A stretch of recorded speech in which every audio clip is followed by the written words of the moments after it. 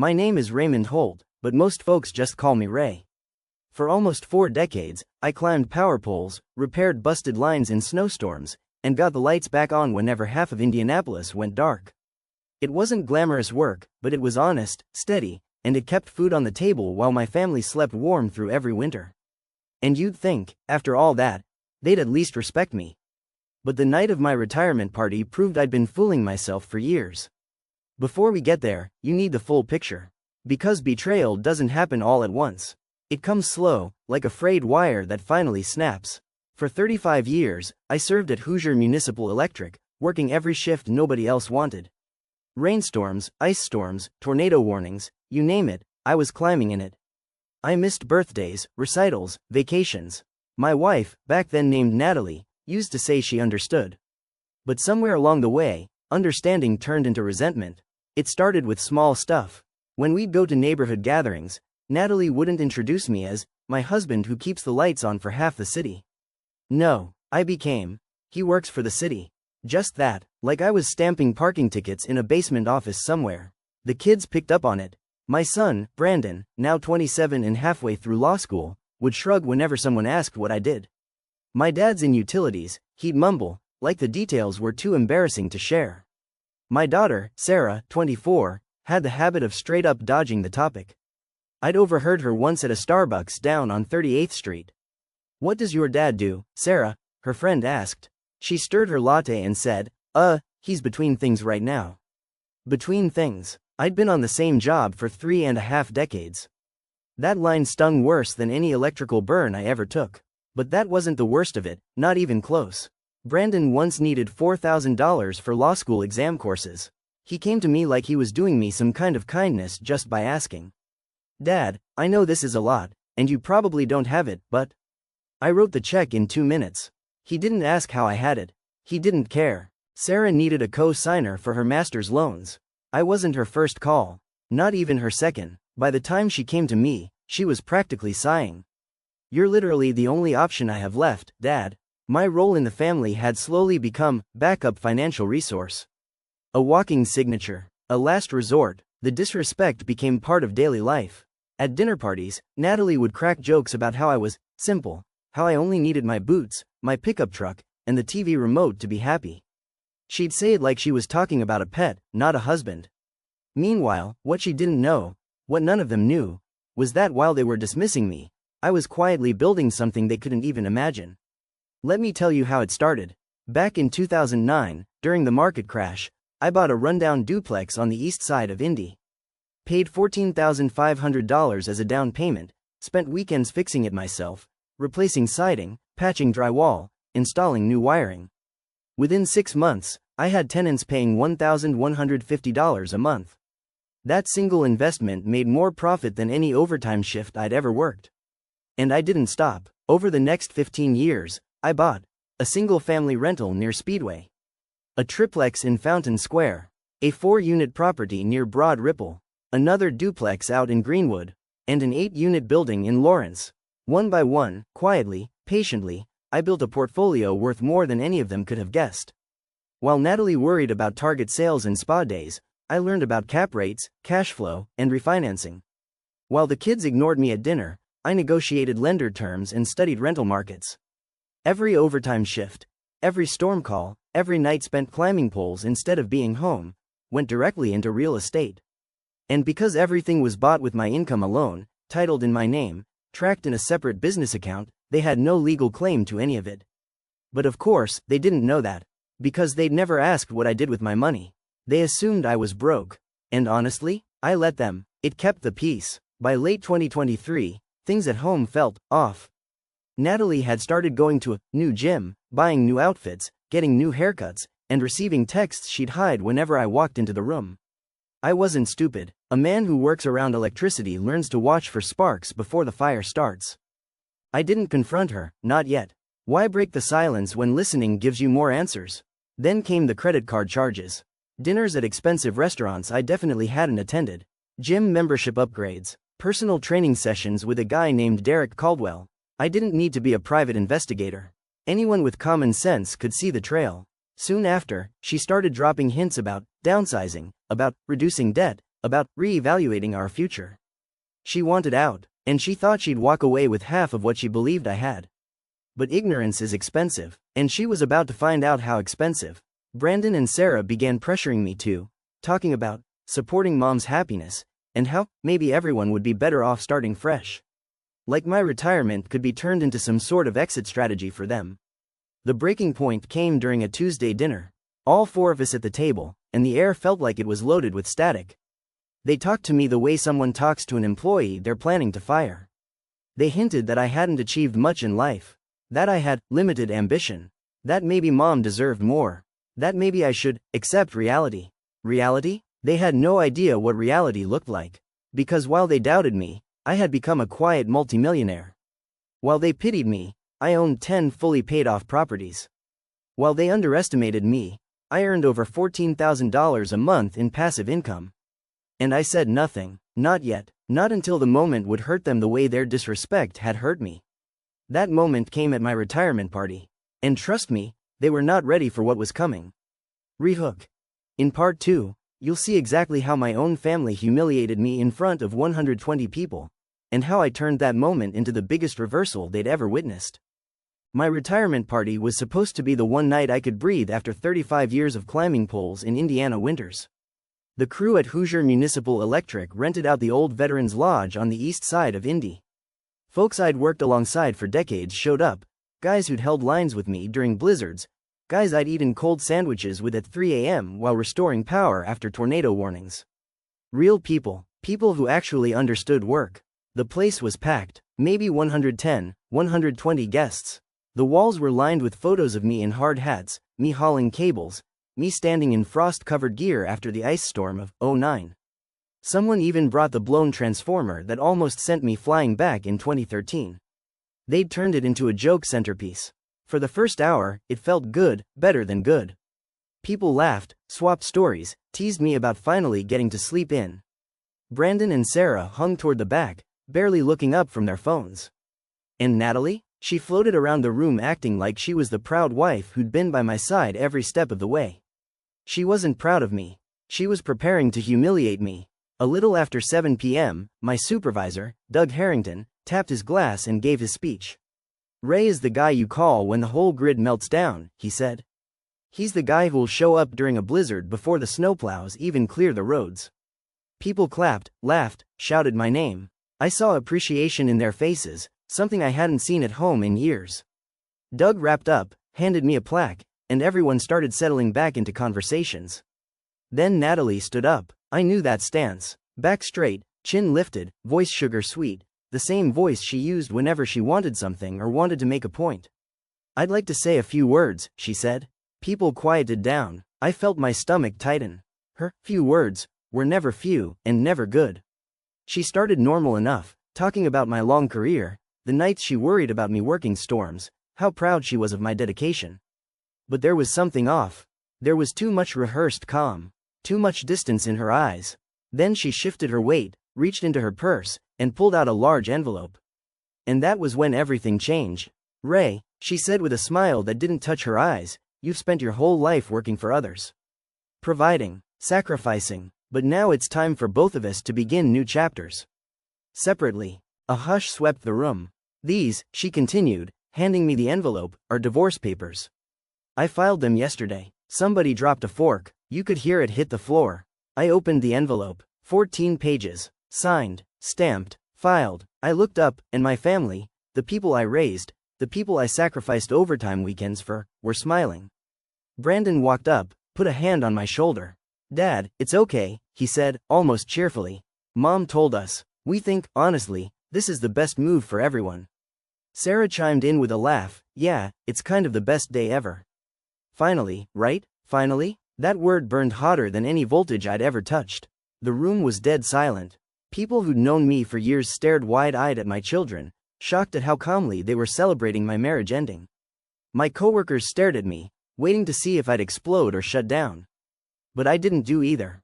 I smiled, not a fake smile, a real one, the kind you give when you've been waiting for the exact moment someone reveals who they truly are.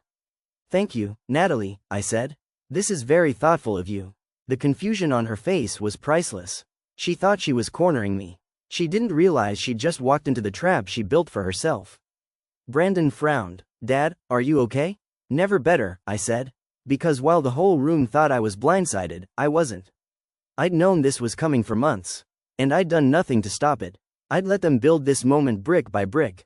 I folded the papers neatly and slid them into my jacket pocket.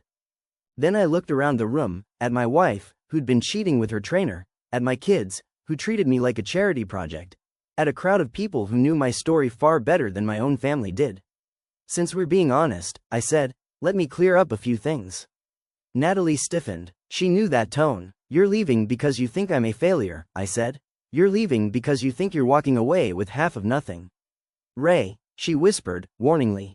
No, I said, you had your speech, now it's my turn. I pointed at Brandon. You told me earlier this might be the best day ever. But you only thought that because you've never bothered to ask what I've been doing with my money for the last 15 years. I turned to Sarah. And you? When your friends asked what I did, you said I was between things. You couldn't even say the words, he keeps our city running. People started murmuring. My coworkers glared at my kids. Then I pulled out my phone because, I swear, fate has a sense of humor. A text had just come through from my property manager. Ray, the Lawrence rental is now fully leased. That's property number 10 filled. Perfect timing. I held up my phone. This, I said loudly, is a message from the management company for one of my rental buildings. That's the 10th property I own. 10, fully paid off, and every one of them purchased without a dime of help from anyone in this family. A wave of shock rippled through the room. Even Doug blinked like I just told him the grid was made of spaghetti. Natalie's jaw dropped. You, what? Yeah, I said. You thought I spent overtime money on random junk? I invested it. Every storm shift, every holiday call-out, every extra hour I worked while you all sat at home ignoring me. After the retirement party meltdown, the dust didn't just settle. No, it rearranged itself into a whole new landscape. Everyone left that building with a story they'd repeat for years. Half of the room left respecting me more than ever. The other half, my former family, left realizing they'd made the biggest mistake of their lives. But betrayal has a funny way of echoing after the moment passes. And the echoes that followed? Let's just say karma showed up like it had been speeding to get there. I woke up the next day feeling something I hadn't felt in years, peace. No tension, no walking on eggshells in my own home, no pretending not to notice the late-night texts Natalie hid or the way the kids had been treating me like I was the discount version of a real father. My phone buzzed around 9 a.m. It was Patricia Reynolds, my attorney. Ray, I just got a frantic voicemail from someone claiming to represent your wife. He says there may have been a revelation at your retirement party? I sipped my coffee. You could say that. Ray, she said, please tell me you didn't publicly mention your assets. I laughed. Patricia, I didn't mention them. I laid them out like a buffet. On the other end, she groaned. Okay, then we need to talk. Today. But I wasn't worried, not one bit. Natalie didn't know how real estate law worked. She thought marriage meant ownership. She thought secrets counted as marital assets. She thought ignorance was innocence. It wasn't. Everything I'd done for 15 years was documented, tracked, and legally airtight. My phone buzzed again, this time a text from Brandon. Dad, can we talk? Like, today? I ignored it. Then one from Sarah. Please answer. We're confused. Confused? They weren't confused at the party when they cheered on the divorce like it was Black Friday. I put my phone face down and headed out to meet Patricia. Patricia met me at her downtown office wearing her usual suit, glasses perched on the edge of her nose. She closed the door behind me. Ray, I saw the divorce petition. Your wife asked for half of your assets. The ones she knew about. Yep, and she didn't know about the properties? Nope. Patricia exhaled slowly, almost dramatically. Ray, this divorce is going to cost her everything. I shrugged. That's her choice. Patricia flipped through a folder the size of a textbook. All right, let me summarize. All 10 properties were purchased using income only you controlled. Every one was titled solely to you. None used marital funds. All improvements and repairs were paid through your separate LLC. I nodded. I've kept receipts since '09.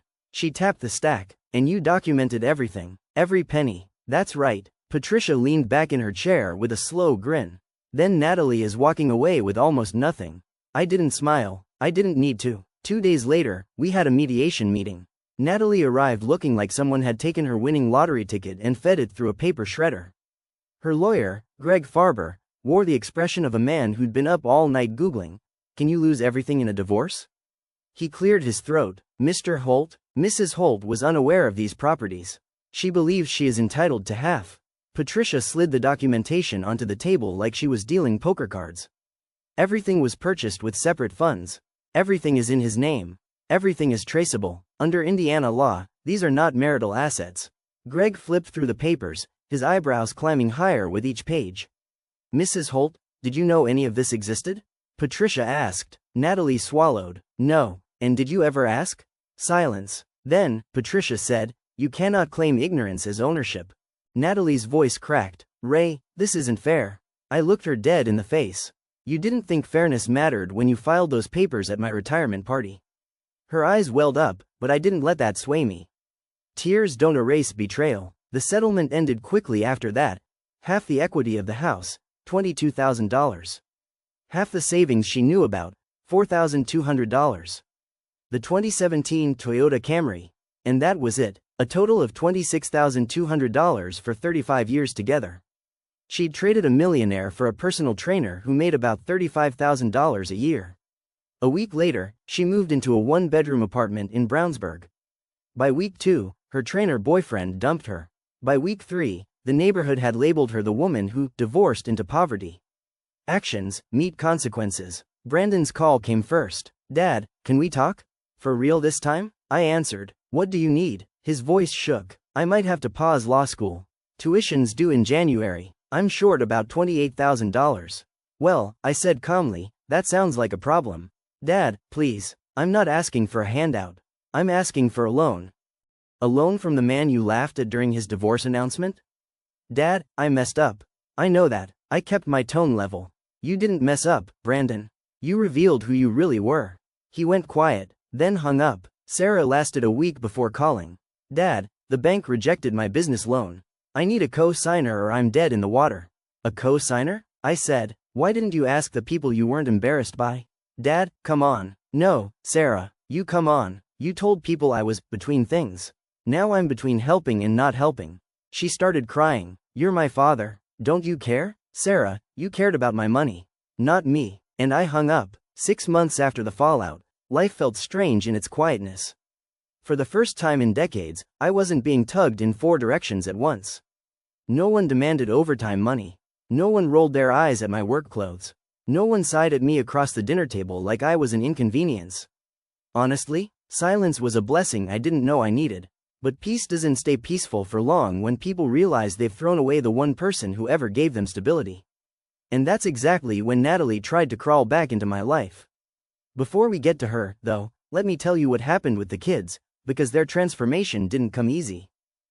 The first time Brandon visited me after getting his electrician apprenticeship, he walked into my house like a man entering church, quiet, nervous, respectful.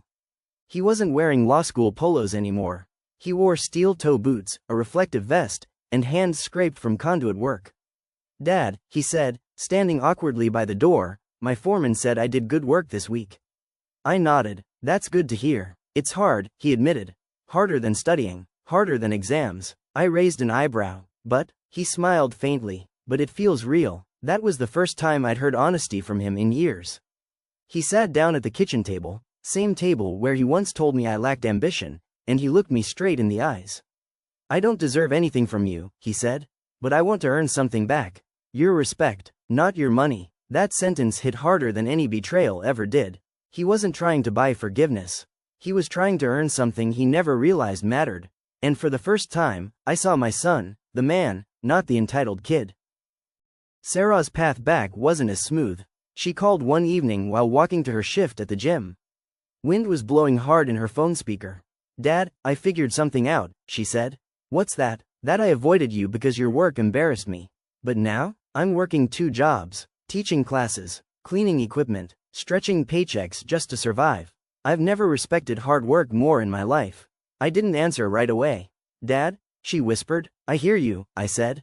"Does that mean anything?" "It means you're starting." She exhaled, shaky but hopeful. "Dad, I want to see you. Not for money, just to talk." "Then show up," I said.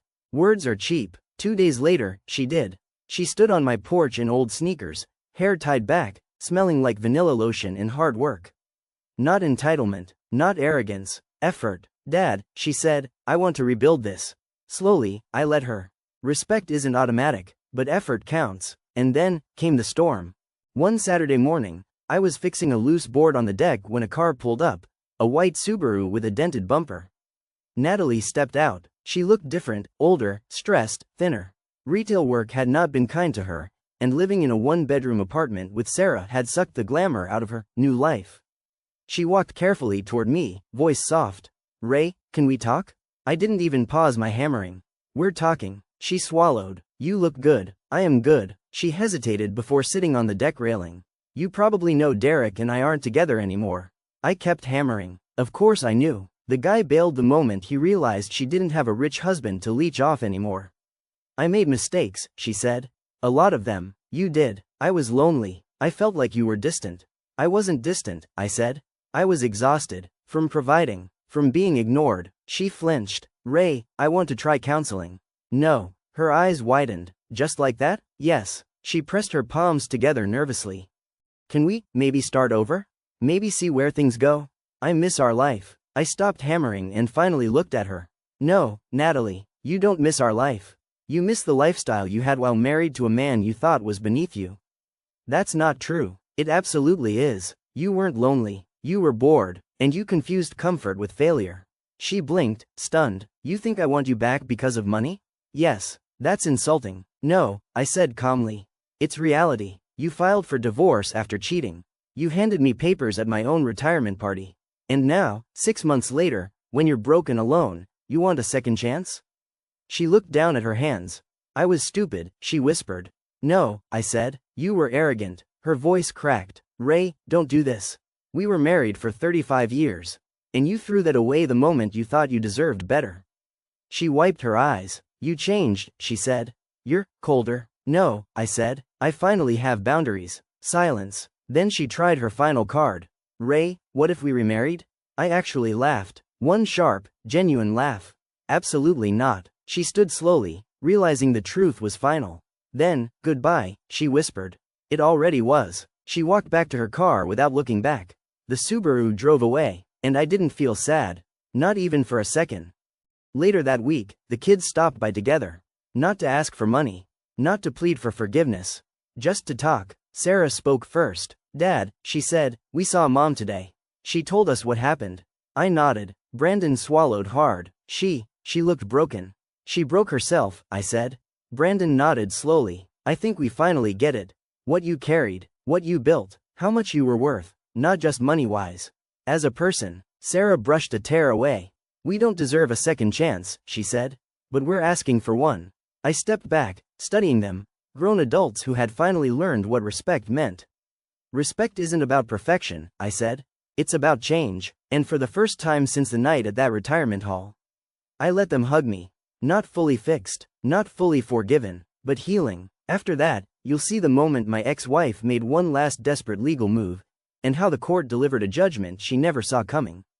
By the time spring rolled around, I figured the storm had passed. My ex-wife had quietly faded out of my orbit, the kids were rebuilding their lives brick by brick, and I was focusing on improving my rental empire. Things were stable, predictable, peaceful, but peace is usually the moment life decides to throw one more test your way. And this one came in a crisp, official-looking envelope. It arrived on a windy Tuesday afternoon, stamped with a thick blue seal, addressed from the Marion County Courthouse. At first, I thought it was simple paperwork left over from the divorce. Then I opened it. Inside was a petition for reevaluation of assets, filed by none other than Natalie Holt. Even after getting her settlement, even after all the humiliation, even after the disastrous fallout of her own choices, she wanted more. She wanted the court to reassess the division of property, claiming new information has come to light regarding unreported real estate holdings. It took me a full minute to process what I was reading. She wanted another bite at the apple, but she forgot an important rule. You don't get to burn a bridge and then file a request to cross it again. I dialed Patricia immediately. She answered on the second ring. Let me guess, she said. You got the petition. Tell me she's joking, I replied. No, Patricia sighed. This is a last-ditch attempt. She's trying to claim your properties were marital assets because she reasonably believed your income alone couldn't fund purchases of that size. I laughed so hard I nearly dropped the phone. Patricia, I literally broke my back doing overtime for 35 years. I know, she said. And we have 17 years of documentation proving those properties were purchased with separate funds. She doesn't have a case. So why file? Because she's desperate. Of course she was. She'd blown through the settlement money, her boyfriend dumped her, debt started piling up, and reality wasn't matching the fantasy she thought she deserved. Is this going to cost me anything? I asked. Just time, Patricia said. And maybe one court appearance. Fine. If Natalie wanted to drag this out, I'd show up. Prepared, calm, unshakable. For once in her life, she'd see me as a man who didn't break under pressure. The courtroom was quiet, cold, and full of old wooden benches polished by years of people sitting in fear, hope, anger, and desperation. Natalie sat across the room with her lawyer, Greg Farber. She looked exhausted, like life had drained every ounce of confidence she once carried. Her hair was tied back, eyes puffy, clothes worn. She didn't look like someone fighting for love. She looked like someone fighting for survival. When the judge, Honorable Diane Marks, entered, everyone stood. She was mid-50s, sharp-eyed, and had zero patience for nonsense. Exactly the type of judge Natalie should have prayed not to get. We all sat. Judge Marks began. Mrs. Holt is seeking a reevaluation of asset distribution on the grounds that undisclosed property was intentionally hidden. Patricia stood. Your Honor, no assets were hidden. They were never marital assets. Greg stood next. Your Honor, my client reasonably believed these properties were purchased with shared marital resources. She had no knowledge that her husband had the ability to purchase such assets independently. Judge Marks raised an eyebrow. Mrs. Holt, is that correct? You were unaware of these properties? Natalie nodded timidly. Yes, Your Honor. He never told me. The judge didn't look impressed.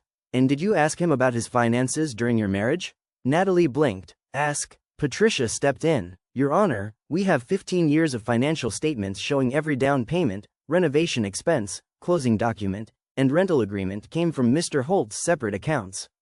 Furthermore, we have documented evidence that Mrs. Holt never once inquired about the couple's financial situation outside of household expenses.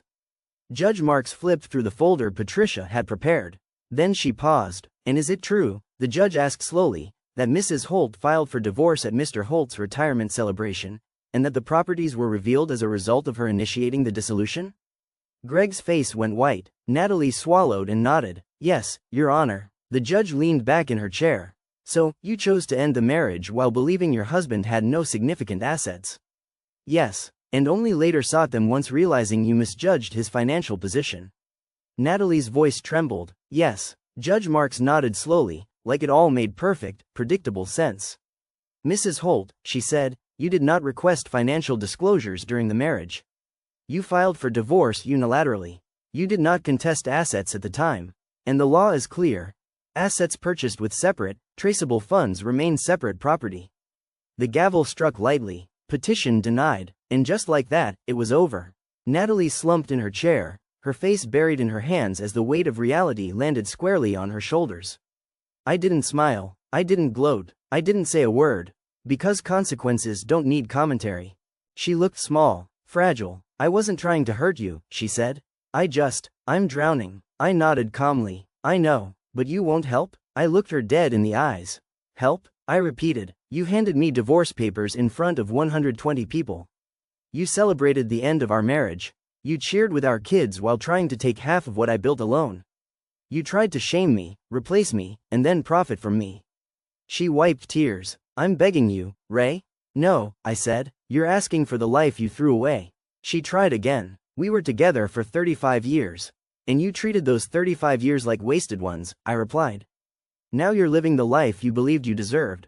I'm living the life you didn't believe I could build. She let out a choked breath. You really won't come back to me?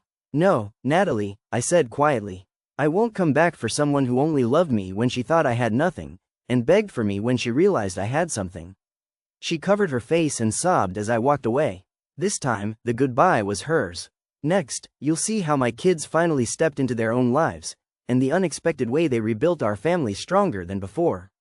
After the courtroom shut down, life entered a new rhythm. A quieter one, a cleaner one, a version of life where the past wasn't knocking on my door every morning asking for more than it deserved. But something unusual started happening, something I didn't expect. My kids began showing up not because they wanted something, but because they were becoming someone.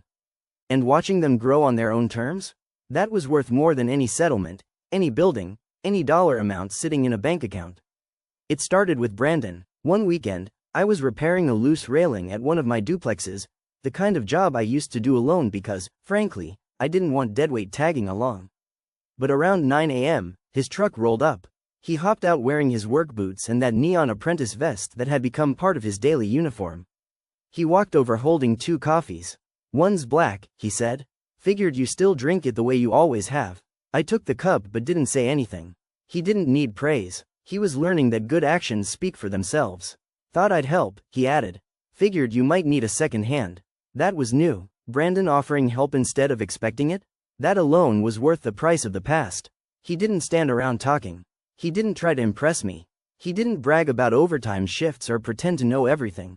He worked, quietly, respectfully, side by side with me like 2 men instead of a father dragging along an ungrateful adult child. By lunchtime, we sat on the tailgate eating sandwiches. For the first time, he asked questions that mattered. "Dad, how did you know which properties to buy? How did you learn what made them good investments? How do you stay motivated when nobody appreciated what you were doing?" He wasn't asking because he wanted shortcuts. He was asking because he wanted wisdom. That was the moment I knew. He was becoming someone I could trust with my time, and maybe one day, with my legacy. Sarah's transformation came slower, but when it arrived, it was strong. She showed up one Sunday morning wearing her gym jacket and holding a notebook. "Dad, can we talk business?" That sentence froze me. For years, she'd rolled her eyes whenever I mentioned repairs, tenants, or finances. Now she sat at my kitchen table with a notebook full of ideas. She'd been working at the Lakewood gym long enough to understand how gyms ran, and more importantly, how they failed. "I want to start my own studio someday," she said. "Not now, not soon, but eventually, and I want to build it the right way. I've been saving, budgeting, planning." I nodded slowly. "Good." She hesitated. "Dad, can you teach me how you did it? Not the money part, the discipline part, the patience, the long-term thinking, the part one never respected."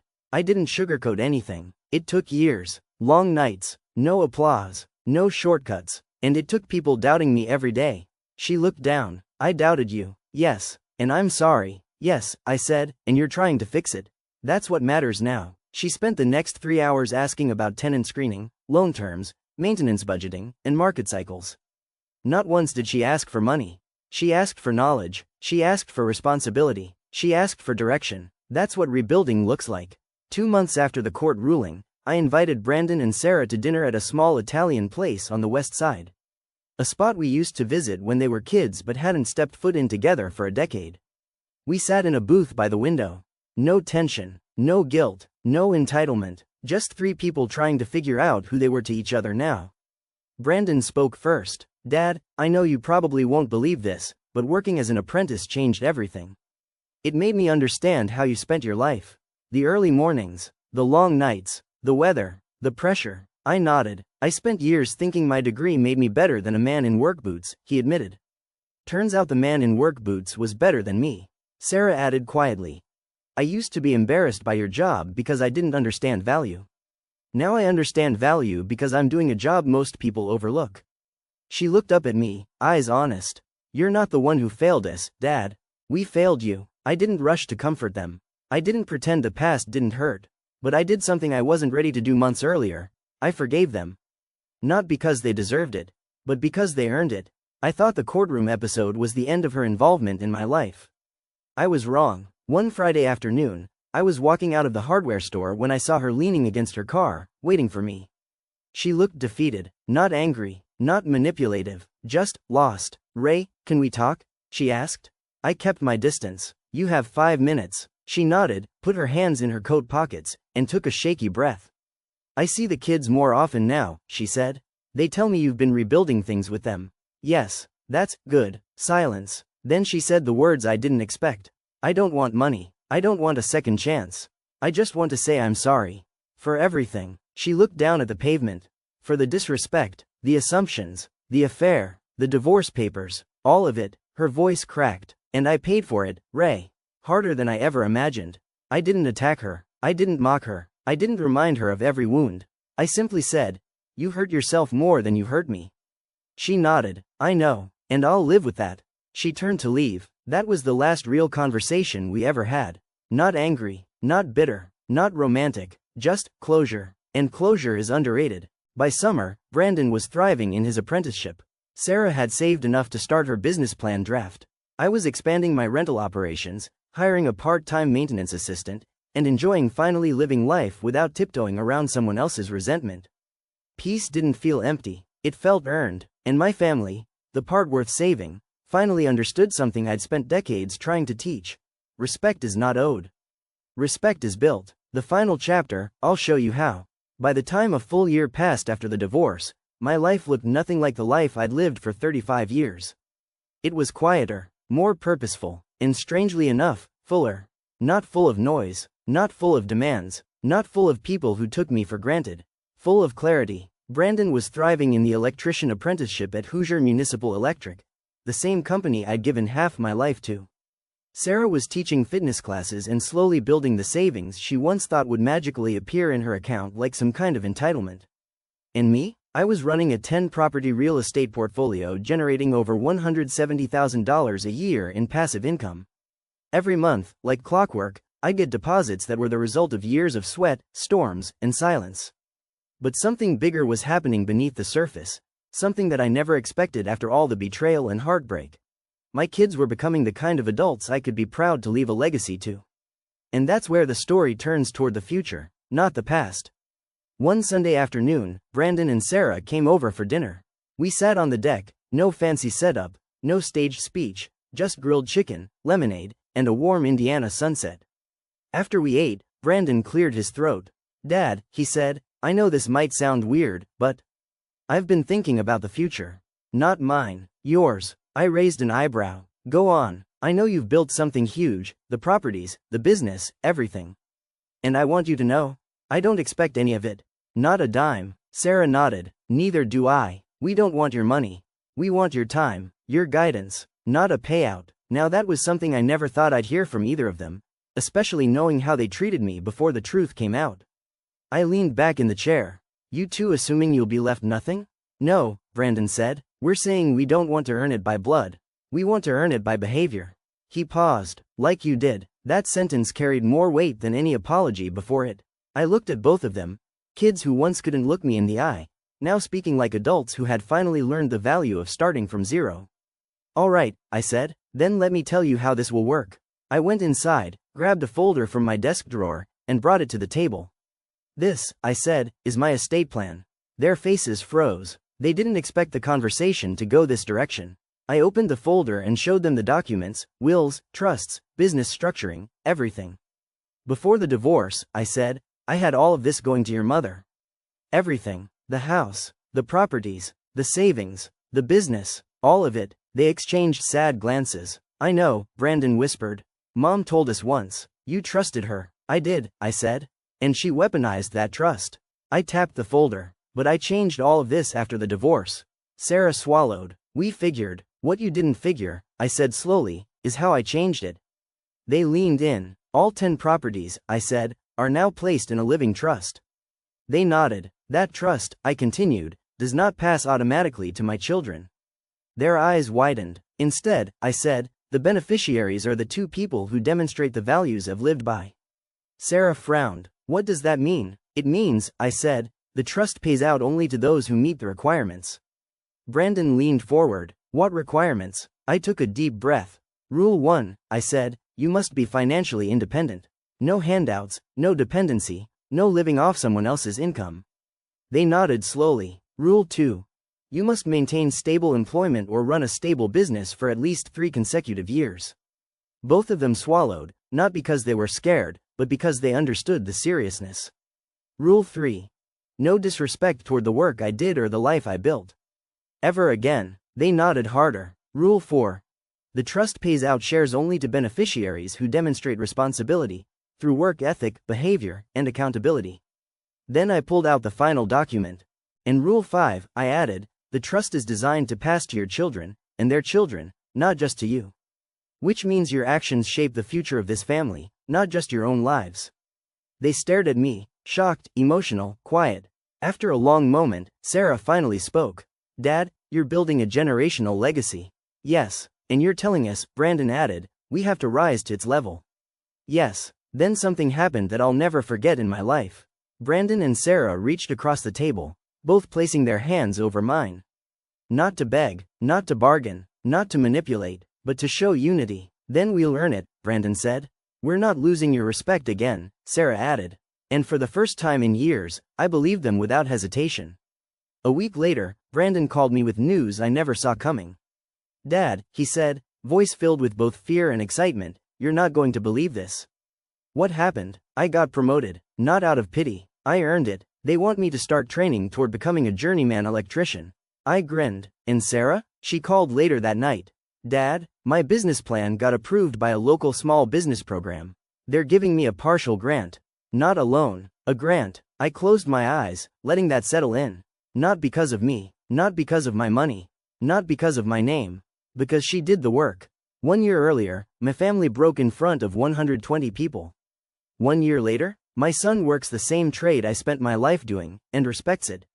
My daughter is building a business she once thought I wasn't successful enough to understand. I'm running a multi-million-dollar portfolio I created while everyone underestimated me. And my ex-wife? She lives quietly in a small apartment. She lost everything because she valued everything except the man who built it. As for me, I rebuilt my life stronger than ever. If you want to hear the epilogue, what happened to Natalie 5 years later, how large my real estate empire grew, and the exact moment my children finally inherited their share, just tell me to continue. 5 years passed faster than I expected, quiet years, productive years, years where the weight of the past finally stopped dragging behind me like a broken anchor. Life didn't just move on. It evolved, it sharpened, it became something I never imagined while working storms or patching lines in the dead of winter. And the biggest change? My kids had transformed into entirely different people. People I could trust with more than money. People I could trust with legacy. But before we get to them, before we get to what they inherited and when, you need to hear what happened to the one person who underestimated the wrong man. My ex-wife, Natalie. This part of the story isn't about revenge. It's about reality. And reality, as it turns out, has a long memory. In the years following the divorce and the court's rejection of her appeal, Natalie's life slid into what I can only describe as a long, uncomfortable lesson. Her settlement money evaporated in just over a year.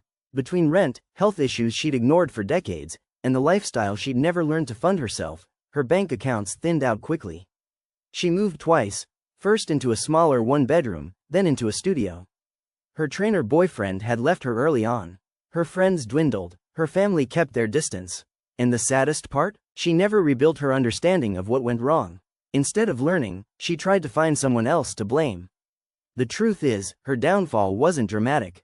It was slow, quiet, predictable, and that's the real consequence of arrogance, not a loud crash, but a silent collapse. While Natalie's life shrank, Brandon and Sarah's lives expanded. At year 2, he earned his journeyman electrician certification. At year 3, he became a team lead. At year 4, he bought his own small fixer-upper on the south side of Indy. A beat-up house with good bones and terrible paint. He renovated it himself. Every wall, every outlet, every board. Dad, he said one day while ripping out old carpet, I get it now. Everything you built the hard way. There's no better apology than a man taking the same path you once walked. We worked side by side on weekends. 2 tradesmen, 2 adults, no debt between us. Sarah, the business owner. Sarah opened her first fitness studio in year 3. It wasn't huge, 1,400 square feet, 13 machines, and a loyal base of clients who came to her because she was genuine, disciplined, and relentless. She would send me her profit and loss statements for feedback, not to impress me, but to learn. When she expanded to a second location in year 5, she didn't ask me for a dime. Dad, she said proudly on opening day, your legacy isn't just property. It's mindset. That's what I'm building this on. I didn't say much, didn't need to. Some pride doesn't need words, it just sits there quietly, warming your chest. For the first time in years, the Holt family name wasn't a wound, it was a foundation. 2 weeks after finalizing the trust, Natalie showed up again, but this time, she wasn't angry, manipulative, or desperate. She was quiet. She looked older, not just physically, but spiritually. Like life had pressed a thumbprint into her. Ray, she said softly, I heard you updated your will. I nodded. I did. She looked down. Did you leave anything for the kids? Yes, she breathed out, a mix of relief and sadness. And me? She asked. I shook my head. No, she blinked rapidly, fighting tears. I know I don't deserve anything, she said. I just wanted to know. Her honesty surprised me. 5 years earlier, she would have demanded. Now, she only asked. And that told me everything. For the first time, she understood loss. Real loss. Irreversible loss. The kind you can't negotiate your way out of. She turned to leave, but paused. Ray, she said quietly, you were a better man than I ever gave you credit for. Then she walked away. This time, I didn't feel anger. I didn't feel triumph. I felt closure. In year 5, the portfolio grew from 10 to 14 properties, 2 duplexes, 1 triplex, and a single-family rental near Broad Ripple. Brandon became my part-time electrical consultant for property renovations. Sarah ran fitness classes in 2 studios and saved enough to buy her first rental property. My passive income climbed to over $210,000 a year. And my trust, the very thing my ex-wife tried to steal, became a multi-generational engine of stability. But the best part? My family was healed, not through money, not through guilt, not through obligation, but through hard lessons, accountability, and time.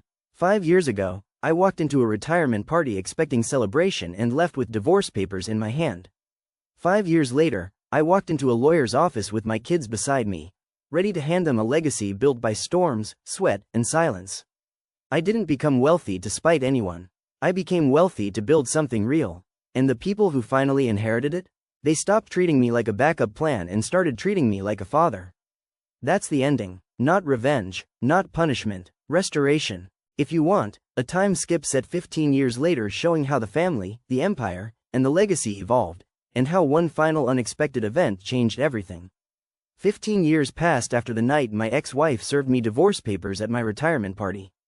By then, everything I built, every property, every investment, every lesson, had not only survived, but grown into something bigger than I ever planned. And looking back now, I realize something. I didn't build a real estate empire. I built a family that knew how to stand on its own. This final part isn't about revenge anymore. It's about legacy, and the unpredictable way life rewards people who stay steady even when the world tries to shake them apart. At 71 years old, I spent more time sitting on the porch with my coffee than climbing ladders or fixing wiring. But my business? It was stronger than ever. What started as 10 properties grew, slowly and strategically, to 22 properties across Indiana, 8 duplexes, 3 triplexes, 1 4-unit building, 5 single-family rentals, 3 small apartment complexes, 2 mixed-use buildings. Combined value, a little over $7.8 million. Monthly income, $34,000 to $39,000, depending on the season. Not bad for a man whose own family once thought he was barely scraping by. But the numbers weren't the real success. The real success was who was helping run it. By year 15, Brandon had completely transformed his life. He became a licensed master electrician with his own small contracting company, Holt Electrical and Maintenance. At first, he did small jobs for neighbors, then property managers, then commercial clients. But his main work? He handled electrical maintenance for nearly my entire real estate portfolio. One afternoon, while he was replacing a panel box at one of my triplexes, he said, "Dad, you know I used to think you were holding yourself back by not going corporate." I smirked. "Do you still think that?" He wiped his hands on a rag, shaking his head. "No, you were building something that lasts." Later that year, I brought him into the trust as an official co-manager. Not for pity, not for favoritism, he earned it, and he treated the properties like they were his own, checking on tenants, managing emergencies, even mentoring the next generation of apprentices. 15 years ago, he called my divorce the best day ever. Now he called our business our family legacy. Sarah's path took a different shape, but an equally powerful one. She ended up owning 3 women's fitness studios by year 15, all profitable, all built from the ground up. But what truly shocked me was what she did next. She started buying her own properties. Her first rental was a tiny 2-bedroom on the south side, ugly walls, bad floors, old roof. But she turned it into a gem with pure elbow grease. By year 15, she owned 6 rentals of her own. Not mine, not inherited, hers, and she managed them with the same discipline she once laughed at in me. One evening, she invited me to a ribbon-cutting ceremony for her newest studio. She handed me the scissors. Dad, she said, you didn't just teach me business. You taught me grit, and that sentence alone was worth more than anything in the trust. Brandon and Sarah each had 2 kids, 4 grandkids in total. And none of them knew the broken family that once existed. To them, I wasn't the man whose wife betrayed him. I wasn't the man whose kids disrespected him. To them, I was Grandpa Ray, the guy who fixed things, told stories, made pancakes, and cheered at soccer games. One summer afternoon, my oldest granddaughter asked, "Grandpa, is it true you used to climb poles in snowstorms?" I laughed. "It's true." "Why?" "To keep everyone warm." She thought for a long moment, then said, "That's cool." Cool. I'd spent decades being called ordinary. Now a 10-year-old saw what the others never did. Life has a sense of humor. I didn't keep in touch with my ex-wife, but life has a way of delivering updates whether you ask for them or not. Natalie still lived in the same studio apartment. Her life never improved, because she never improved herself. She worked part-time at a local grocery store, struggled with bills, and often leaned on friends who eventually faded away. Sometimes I'd hear from the kids that she asked about the trust. That she regretted everything. That she wished she could undo the past. Regret is a heavy thing. Heavier than any lawsuit. Heavier than any betrayal. But regret, like everything else, was hers to carry, not mine. When I turned 70, my attorney suggested I finalize the succession plan for the trust. "Ray," she said, "your children have earned their place. But you need to decide how everything will be passed on." I thought about it for weeks. About storms I'd worked through. About nights I'd slept outside in the truck while fixing power lines. About insult after insult from the family that once looked down on me. About how those same people rose from the ashes and rebuilt themselves. And I made the biggest decision of my life. I updated the trust so that ownership transferred 50-50 to Brandon and Sarah, but with 2 conditions. They could never sell the entire portfolio, only expand it. It was built on decades of sacrifice. It deserved longevity. Their children, the grandkids, would inherit equal shares after them. That's right, the man once dismissed as just in utilities, set up a multi-generational wealth system. No corporate job could have done that. No fancy title, no shortcuts, just grit. On my 71st birthday, I invited Brandon and Sarah over. We sat on the porch, the same place where so many old wounds were healed. "I updated the trust," I said. They listened carefully as I explained the final structure. Both were silent for a long moment. Then Brandon said, "Dad, you built something incredible." Sarah added, "And we almost threw it away." I shook my head. "No, you learned. The hard way, maybe, but you learned." Then I told them the truth I'd held for years. You too are the legacy. The buildings are just concrete. Sarah teared up. Brandon looked away, jaw tight. But I knew something for certain in that moment. I had broken a generational curse, and created a generational blessing. If you want, where he reads his final letter to his kids, reveals one last secret, and passes the torch in a way no one expected. I never imagined I would live long enough to see my children grow into the leaders I once prayed they'd become. I never imagined I'd see grandkids running across the yard, laughing, learning, living in a world far more stable than the one I grew up in. And I never imagined the man everyone thought was just a lineman would end up leaving behind something that changed the Holt family for generations. But life has a way of surprising even the quiet, hardworking types. This is the final chapter of my life, not the end of my story, but the part where the torch passes for good. And it begins with a letter. I was 78 when my doctor told me the truth. My years were winding down faster than expected. "Ray," he said gently, "you're not in danger. But it's time to think about the future. The real future." I nodded, not shaken, not afraid, just aware. I'd lived a long, full life. I'd built something that would outlive me. And now it was time to prepare my final words. I didn't tell Brandon and Sarah right away. I didn't want panic. I didn't want sadness. I wanted clarity. So I did what I'd always done. I got to work quietly. I updated the trust one last time. I organized every file, every document, every deed.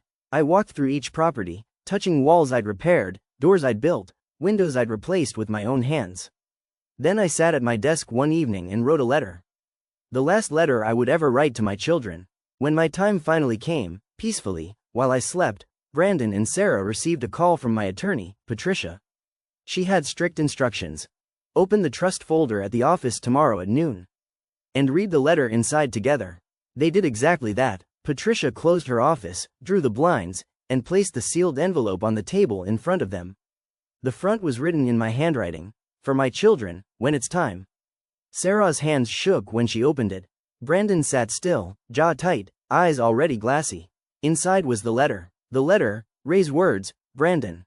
Sarah, if you're reading this, it means my time has come. Don't be sad for long. A life like mine, full of lessons, storms, victories, and second chances, is nothing to mourn. It's something to honor. You too are the honor of my life. I want to tell you 3 things before the trust passes to you. 1. You earned this, not because you're my children, not because you apologized, not because you felt guilt. You earned this because you chose growth over ego. You chose responsibility over excuses. You chose character over comfort. That's what real inheritance is made of, not money. 2. Forgive yourselves. I forgave you years ago. You forgave me in your own ways too. But the person you must forgive now is yourselves. You cannot build a future while dragging the anchors of past mistakes behind you. Let them go. I did. 3. Build something bigger than me. The properties, the trust, the wealth, these are tools, not trophies. Use them to raise your children with humility, build businesses with integrity, help people who need guidance, lift our name higher than I ever could. This trust doesn't end with you. It grows with you. Everything I built is now in your hands. Don't protect it, expand it. And finally, one last truth I never told you. I didn't build the portfolio because I felt limited. I built it because I believed in something bigger than myself. Now that belief belongs to you. I love you both more than you'll ever fully understand, and I am proud of the adults you became. Until the lights come back on in another life, Dad. When they finished reading, the room stayed silent for a long time. Patricia, stone-faced attorney by profession, soft-hearted by nature, wiped her eyes discreetly. Brandon finally broke the silence. He trusted us more than we trusted ourselves. Sarah nodded, tears running freely. He believed in us before we believed in him. Patricia placed 2 documents in front of them. These are the final transfer papers, she said. The trust is now fully in your hands. Every property, every account, every responsibility. They signed, not with greed, not with entitlement, but with the weight of a legacy they took seriously. Over the next few months, the transformation was incredible. Brandon stepped into the role of portfolio manager. He hired 2 electricians, expanded his contracting business, and created a maintenance division solely for the Holt properties. Sarah handled tenant relations, property improvements, and finances. She treated the portfolio like one of her studios, organized, structured, personal. Within 2 years, they added 3 new properties to the trust. Not because they had to. Because they wanted to honor me. They even renamed the business Holt Legacy Properties, a name that will outlive all of us. One summer afternoon, 3 years after my passing, my oldest granddaughter, Emma, found one of my old hard hats hanging in Brandon's garage. She put it on, way too big for her head, and walked up to Brandon. "Daddy, is this Grandpa Ray's?" Brandon nodded. "It is." "Why did he wear it?" "To keep people safe, to keep the lights on, to take care of everyone." Emma looked up at her father with a seriousness only children possess. "That's what you do," she said. Brandon choked up, "Because he taught me how." And in that moment, the cycle completed itself. Legacy isn't a trust. Legacy isn't property. Legacy isn't money. Legacy is a child recognizing their father in their grandfather's shadow. The final truth about everything. People think betrayal ends a family. It didn't end mine. It rewired it. It rebuilt it. It restored it. Because the day my ex-wife tried to bury me publicly, she didn't realize something important. You can't bury a man who spent his life working underground. You can't shame a man who knows his worth. You can't break a man who builds stronger every time he's underestimated. And you can't steal from a man who earned every inch of what he created while no one watched. If there is a final lesson, it is this: quiet men are not weak. Quiet men are building something. And one day, they leave behind an empire no one saw coming. If this story moved you, don't let it end here. Tap subscribe so you're here for the next chapter, hit like to let me know you felt this, and share your thoughts in the comments. What part hit you the hardest? And one more thing, I'd love to know who's sitting on the other side of this screen. Where are you watching from? Drop your city and country